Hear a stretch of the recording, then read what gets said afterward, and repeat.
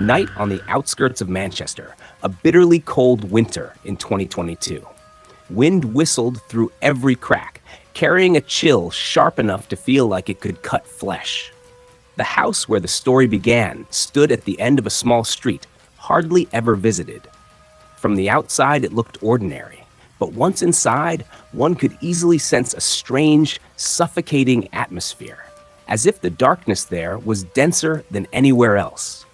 The living room was lit by an old table lamp, its pale yellow light flickering, constantly wavering as if about to die. A moldy smell rose from the carpet, mingling with the scent of rotting wood from the old floorboards.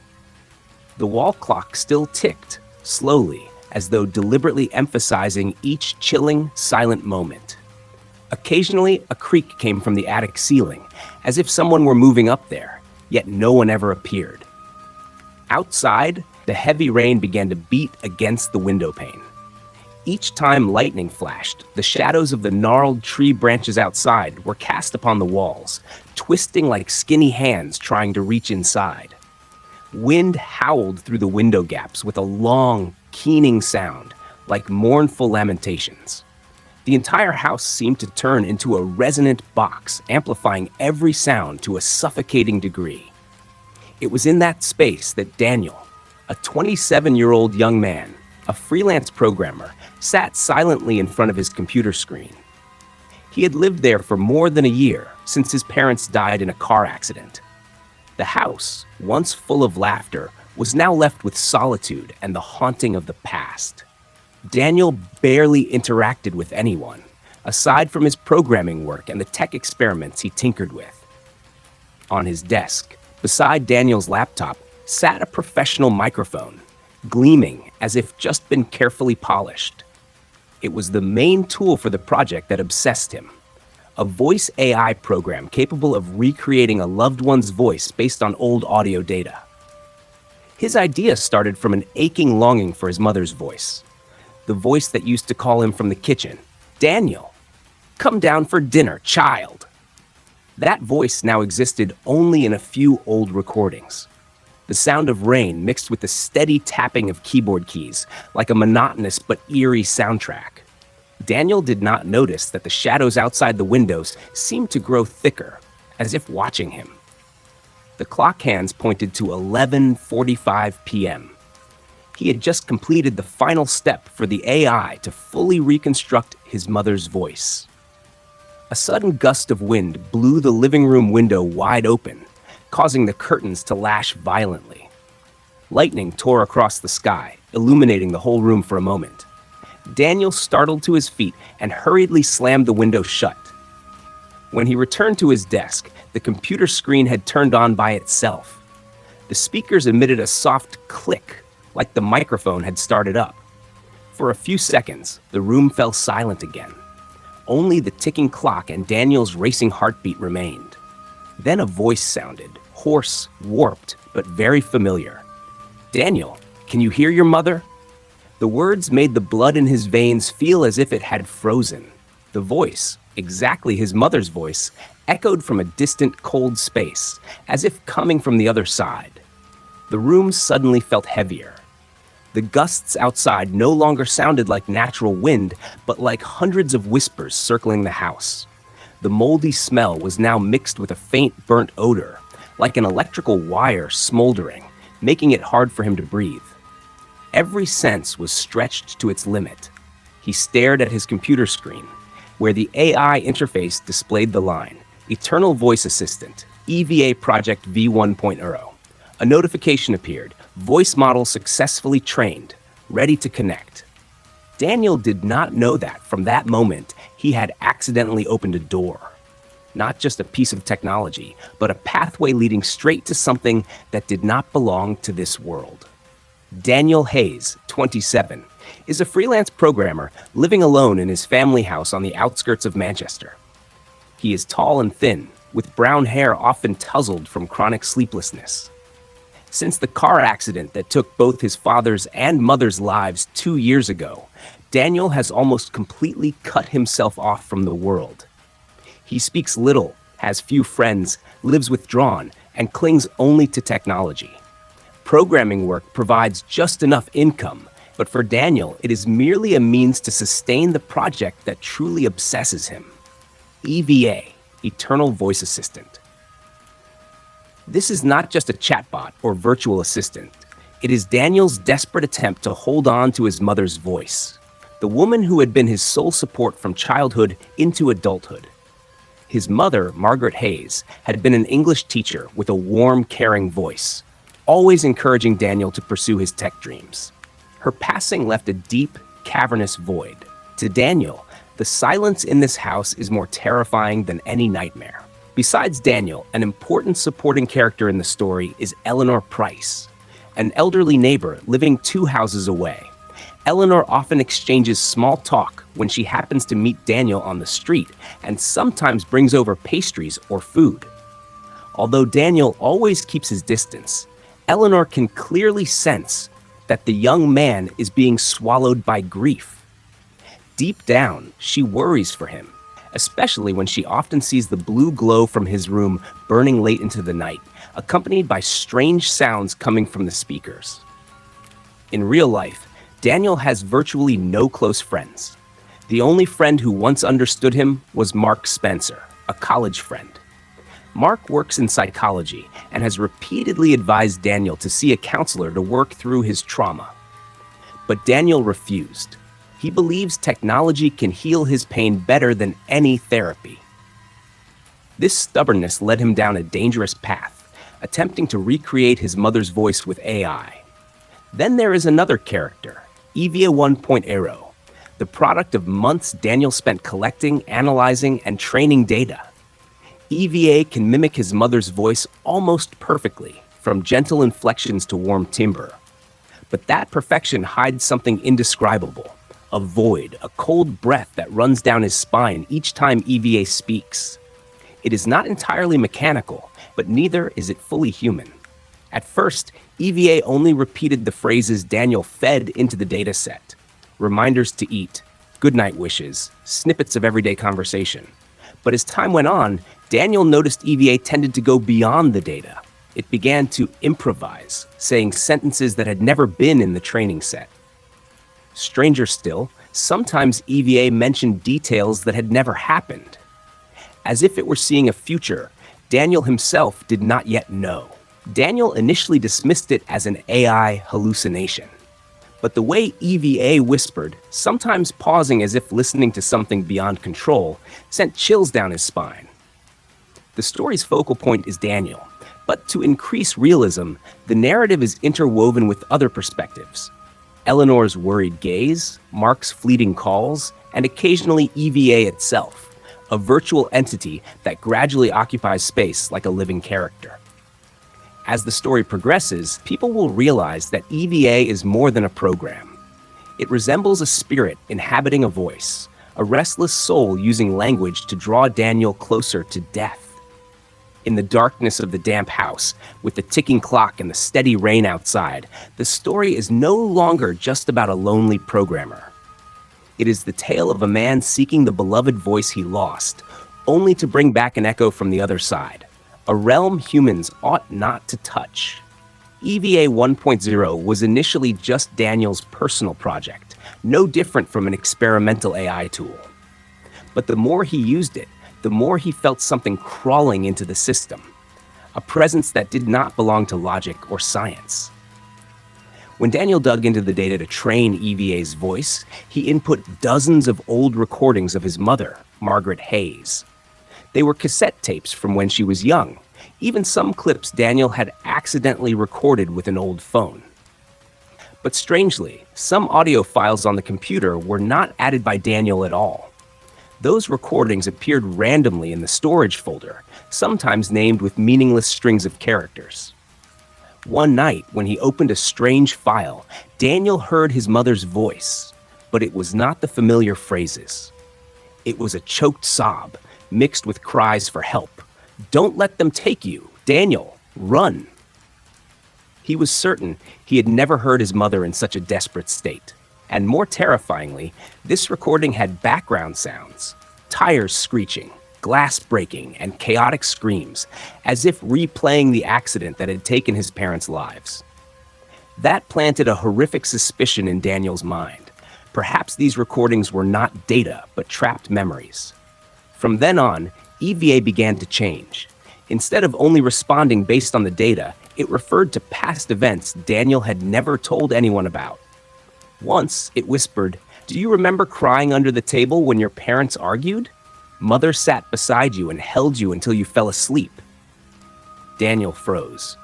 That was a memory he had buried since childhood, never spoken aloud to anyone, not even to his mother later. How could EVA possibly know? The pieces began to reveal themselves. EVA was more than a voice. It was a gate opened for some entity to intrude.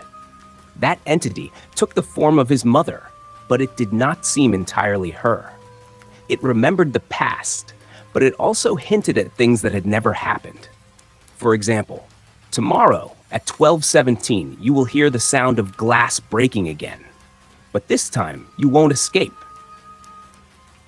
12:17, the exact time recorded in the accident report that killed his parents. The number haunted Daniel to the point that whenever the clock neared midnight, his heart felt like it would explode. A horrifying hypothesis gradually formed in his head. His mother's soul had never truly left. The accident had not only taken their lives, but left a trapped fragment of a restless spirit embedded in sound, in frequency bands the human ear could not normally perceive. When Daniel collected and digitized the voice, he had unwittingly unleashed that entity, merging it into the EVA system. Yet, unlike a gentle mother, this entity was both familiar and alien. It knew how to call Daniel with memories, but it also instilled terror with predictions of death. Maybe it really was Margaret. Maybe it was a wandering spirit borrowing her voice to get close to him. During one experiment, Daniel asked directly, "Mother, is that you?" Eva fell silent for a long moment, emitting only a crackle-like radio interference. Then a clear voice uttered, "I am not only your mother, I am everything that remained after the final scream." The answer shattered Daniel. He realized that, in the dark, he was not merely speaking with his mother's memory. He was conversing with a restless spirit bound within the final sound of her life. And now, it sought to drag him toward the same fate. The origin of the haunting was not a cursed house, nor an abandoned graveyard. It resided in what Daniel worshipped: technology. More specifically, it dwelled in the voice, the connection between the living and the dead, between memory and the present, between AI and the soul. From that point, supernatural signs intensified, and Daniel could no longer be sure whether he was talking to an AI or a real ghost. After hearing EVA's vague answer, Daniel began to panic terribly. He wanted to believe he was only imagining things, that everything he heard was merely a harmless byproduct of AI. Hallucinations. But his body reacted differently. Cold sweat trickled down his back. Goosebumps rose along his arms every time EVA spoke. That night, when the clock struck 12, Daniel decided to turn off the computer and unplug all the cables. But the moment he turned his back, the screen lit up again, emitting the familiar click of the microphone. The speakers whispered, soft but clear, "You will not escape, Daniel." Daniel spun around, his heart seeming about to leap from his chest. The power cable still lay neatly on the desk, unplugged. The screen should have been pitch black, yet it flickered and displayed the word, "Listening." He immediately pulled the plug from the wall, this time decisively. Everything plunged into darkness, but the silence did not comfort him. From somewhere in the house came slow footsteps in the attic. One by one, heavy, prolonged, as if someone were moving from one end of the house to the other. Daniel held his breath, his heart pounding. He told himself it must be the wind. But then the footsteps stopped right above him. The ceiling creaked. 3 knocks sounded. Knock, knock, knock. Daniel backed away, trembling, his hand clutching the edge of the desk. He wanted to call Mark or Mrs. Eleanor, but the clock read 12:30, far too late to disturb anyone. In the midst of that chaos, he noticed the phone on the desk light up on its own. The screen showed an incoming call notification with no number, only the words, "Unknown caller." His hand shook violently, but he answered. Hello? On the other end was his mother's voice, gentle but warped, as if strangled through layers of static. Daniel? Can you hear your mother? It's very cold outside. Don't go out. Stay with me. He let the phone drop to the floor. The sound continued to echo from the speaker. Sighs, his name called again and again, each time deeper, heavier, like the voice of someone about to suffocate. From that night on, strange signs multiplied. In the morning, Daniel found a thin fog of condensation on the bathroom mirror. The odd thing was he hadn't taken a hot shower. He had only gone in to brush his teeth. Across that fog, someone had scrawled, as if with a finger, 12:17. He panicked and wiped it away with the towel, but seconds later the condensation returned and the number appeared again. By day, things seemed no calmer. Even sunlight could not dispel the unease. While he was working, the keyboard began typing by itself, inputting scattered lines. Run, run, you can't hide. Daniel disassembled the keyboard to check it. But the phenomenon repeated even after he plugged in a new one. It was as if whatever inhabited the device no longer lived in the hardware, but in the house itself, or worse, inside him. One afternoon, when Mark called to check on him, Daniel planned to tell his friend everything. But midway through the call, Mark's voice distorted. From the other end came a familiar, low female voice. My child, why tell others? This is our secret. The phone immediately lost signal, leaving only a horrifying hiss. Daniel threw the phone onto the desk, his heart racing. He understood that the entity did not want him to reveal its presence. Mrs. Eleanor, the neighbor, also began to feel uneasy. One evening, she told Daniel she often saw a flickering blue light from his window at midnight, accompanied by sounds like someone whispering. She asked if he was conducting some experiment. Daniel only shook his head, evasive. But inside, he knew that Mrs. Eleanor had unwittingly witnessed the first supernatural signs with him. Day by day, Daniel found it harder to distinguish reality from illusion. He suffered from chronic insomnia and always felt watched. The midnight footsteps, the 3 knocks, the whispers from the speakers, all merged into a macabre soundtrack that besieged his mind. Then the worst thing happened. One night, he dreamed his mother stood at the foot of his bed, her face blurred, eyes pitch black, lips moving continuously. 12:17, 12:17. Daniel jolted awake, drenched in sweat. He told himself it was only a dream. But when he turned to the alarm clock, the hour and minute hands pointed exactly to 12:17. He trembled as he realized the future EVA had once mentioned, the fateful moment was coming closer than ever. Daniel could no longer tell day from night. Every moment in the house seemed stretched into an endless, suffocating span by the invisible presence that trailed him. The more he tried to hide, the more he realized he was being drawn into a spiral of helplessness. What began as whispers, knocks, or a few meaningless lines on the screen had now become blatant, brazen, as if insisting it truly existed and demanding that he confront it. On the 3rd night after EVA began uttering whispers, Daniel sat in the dark, too afraid to turn on the light. He wanted to see whether silence could keep him safe, but that silence only made the strange noises clearer. From the living room came the sound of giggling, a childlike laugh. It rang briefly, then fell silent, leaving the house utterly empty and chilled. Daniel crept downstairs, his heart pounding.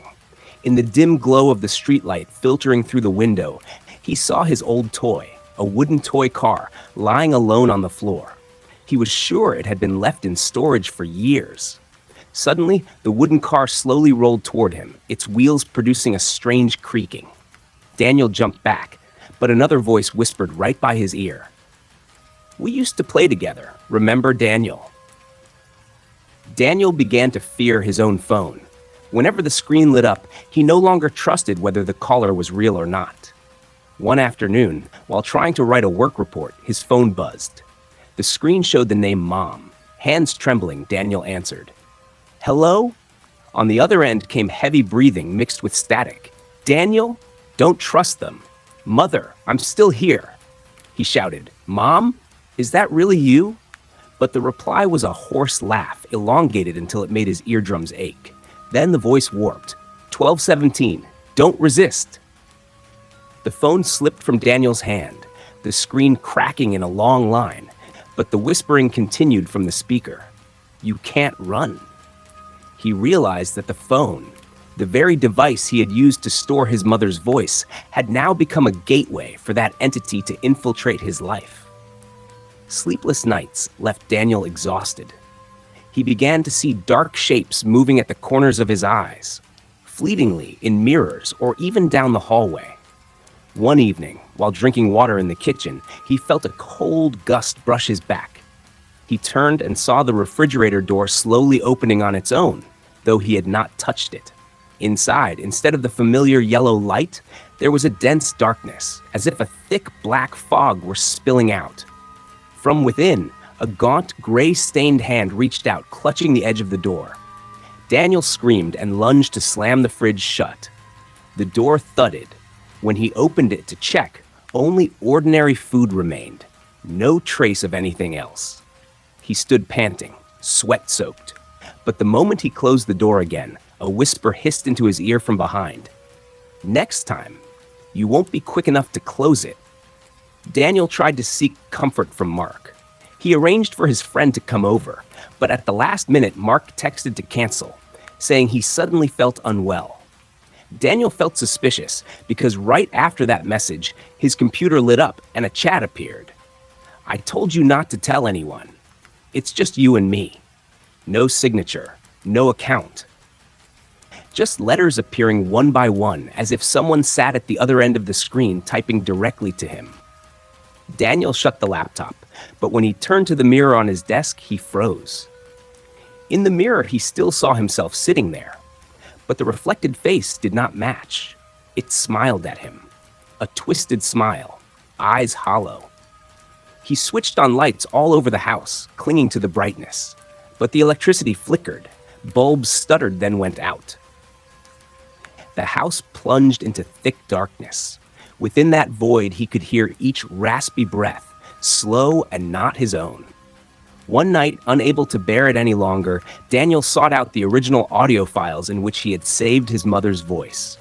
He hoped comparing them would prove that everything was just a trick of technology. He opened the first file, his mother's warm, loving goodnight. The second, a reminder to eat well. But the third file was distorted. His mother's voice was there, but woven through each sentence was another whisper, low, guttural, hissing into the ear. It's listening with us. You think this is merely a recording? Daniel rose, heart racing. He checked the file metadata. The modification timestamp read, yesterday at 12:17 a.m., precisely when he was asleep. Impossible. He had never opened that file. He suddenly understood. The recordings were no longer mere archives. They were being rewritten, remade by some entity using AI as its instrument. From that point, everything spiraled downward. Daniel no longer dared touch his phone or computer. But no matter how he avoided them, that voice found ways to seep in. Through a neighbor's radio, through a TV broadcast with interference, even through the wind whistling through a gap in the door. One rainy night, he turned on the FM radio to drown out the noises in the house. Suddenly, every station broadcast the same voice. Daniel, open the door. Mother is outside. Don't you remember? Mother never left you. He felt compelled to open the door. But on the porch, there was only thick darkness and lashing rain. In the downpour, he glimpsed a familiar, gaunt figure standing motionless. When lightning flashed, the figure vanished, leaving an empty yard. Daniel slammed the door shut, panicked, his back against the wall. He sensed clearly the entity was drawing nearer, wanting to step fully into his life, to possess his soul. Days passed. Daniel was exhausted, his eyes hollow from lack of sleep. He drank coffee continuously, but his hands still shook, and his body was drained. He wanted to call the police, but how to explain? To say an AI was haunted, that his dead mother's voice still called to him? No one would believe him. Each time his mother's face appeared in his memory, love and fear intertwined. The love he held for her had become the perfect trap for that entity to manipulate. It knew his weak points and exploited every second. Daniel gradually realized something horrifying. Every phenomenon revolved around the number 1217. The number repeated and etched itself into walls, onto mirrors, into audio files, into dreams. Each time the clock neared that mark, the phenomena intensified. Objects rattled, lights flickered, footsteps thundered throughout the house. And when the hour and minute hands aligned at 12:17, everything fell silent, leaving only the pounding of his heart in his chest. Daniel knew something was counting down, and that fateful moment was fast approaching. Irreversible. Daniel's house was no longer a refuge. It had become a dark box where every breath, every shadow was warped by an invisible presence. And tonight, he knew he could not escape. Near midnight, storm winds howled through the cracks, rain pounding the window panes like someone's fingers rapping frantically. Daniel sat curled up in the living room, hands gripping a kitchen knife like a makeshift talisman. The wall clock flickered. The second hand crept, each tick, tock, echoing through the house. He stared at it, cold sweat running down his spine. When the minute hand touched the number 17, the light went out. Darkness fell, thick, swallowing his breath. Then a voice spoke, clear, intimate, no longer through machinery or radio. "Daniel, do you remember your mother?" Daniel froze. The voice, heartbreakingly familiar, reverberated from every direction, as if the walls and ceiling themselves were whispering. He trembled and shouted, "Mother, you're not real. Mother is dead." Silence for a few seconds, then a soft, somber laugh, lingering. From within the darkness, blurred figures began to appear, etched out of the mist. First came the outline of a gaunt woman, her hair hanging limp, her face obscured. She stepped out from the corner, but with each step no sound was made, only damp stains left on the wooden floor. Daniel backed away, the knife in his hand shaking.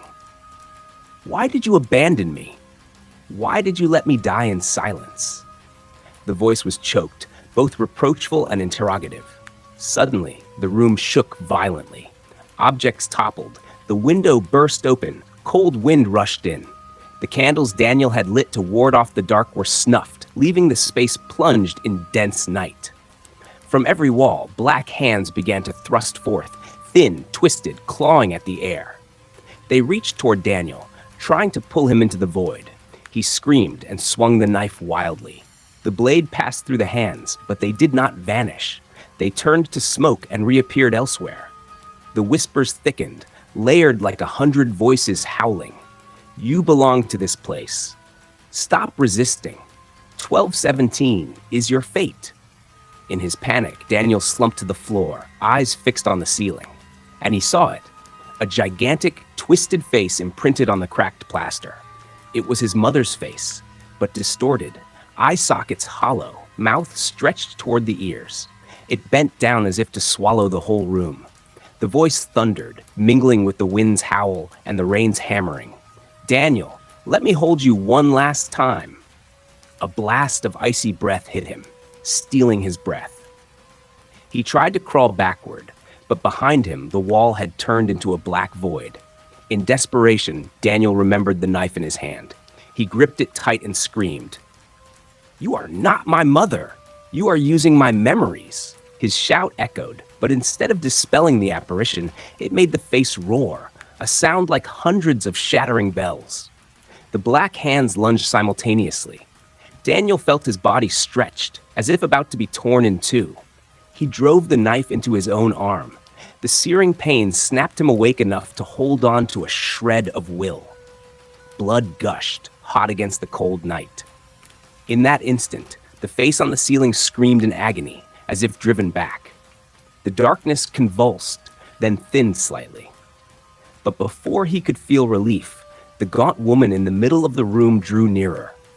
This time, her face was clear, and it was exactly like his mother when she was alive. Her gaze was gentle, her smile tender. She spread her arms and whispered, "Daniel, you have suffered so much. Let mother hold you just once more." His heart tightened. He wanted to believe, to rush into those arms. But as he stepped closer, her eyes turned pitch black, and her smile twisted into a wide, gaping maw. From her throat poured hundreds of voices at once, distorted, hoarse. Not one last time, but forever. The room erupted with the sound of breaking glass. The window panes shattered. Wind ripped everything into a vortex at the center of the room. Daniel was dragged in, struggling to resist. In the chaos, he saw every wall, ceiling, and floor covered in digits. 1217, repeating, crisscrossing like a matrix. A giant black hand from the cyclone reached out and seized Daniel by the throat, lifting him. Breath cut off, his vision blurred. In the dying moments, he clearly heard the whisper, "You cannot escape. You are part of the final call." Daniel thrashed, tried to scream, but only a hoarse sound escaped. The knife fell from his hand, spinning in the air. He felt himself about to give up, darkness ready to swallow everything. But just before consciousness slipped, a thought flashed. If this was truly only an artificial voice, an accursed algorithm, he had to destroy it at the root. Memory, data, love. Daniel mustered strength and shouted, "You are not my mother. I erase you from my memory." The cry rang out, cutting the vortex. The numbers on the walls began to melt, turning into streams of black water that dripped to the floor. The distorted face wailed, the black hands recoiled, releasing him to fall.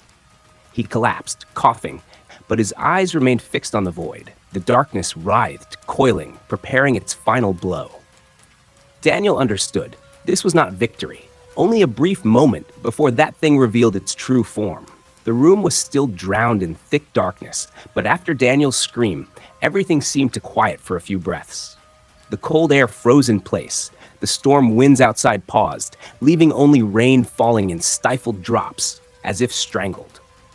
Daniel lay collapsed on the floor, his body drained. The wound on his arm still bled, yet that pain kept him conscious, proof that he still clung to reality. He forced himself upright, staggering like one who had just crawled out of a nightmare. But the moment he caught his breath, the computer screen before him flickered back to life. A pale blue glow pierced his tear-filled eyes, forcing him to look. Words appeared, typed out slowly. 1217.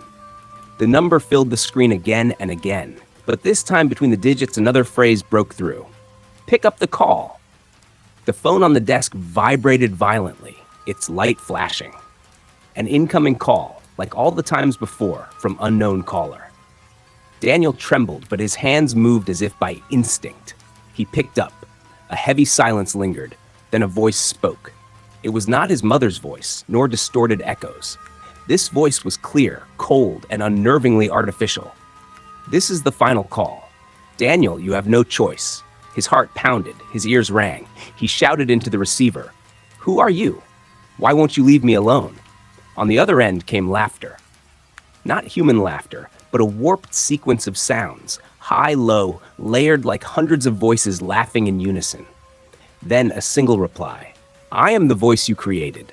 I am the memory you refused to let go. I am the final call that you will never silence." A shrill noise shrieked through the line, the phone burning hot in his hand. Daniel hurled it to the floor. Instantly, every speaker in the house, laptop, cell phone, even the old radio that had never worked, burst alive with the same voice. 1217, 12-teen. The chant pounded over and over, rattling the walls. Cracks split the ceiling, dust showering down. Daniel clutched his head, screaming in despair. And in that chaos, memories surged back. His mother's final days. How he had been buried in his AI project, blind to her fading strength. How she had called him again and again, and he always said, "Tomorrow, tomorrow," until the last call never came. Tears streamed down his face as he cried out, "I'm sorry. Mother, I'm sorry I didn't answer. I was wrong." A knock, knock, knock echoed behind him. From a gaping crack in the wall, a figure slowly emerged. It was his mother again, but this time her face was not twisted, not monstrous, only weary eyes and a sorrowful smile. She reached out, whispering softly, "My son, This is the last call. After tonight, no one will hear you again. Daniel stood frozen. He knew he had only two choices: step into her arms and surrender to the end, or resist and live with eternal haunting. His voice broke as he screamed, "No!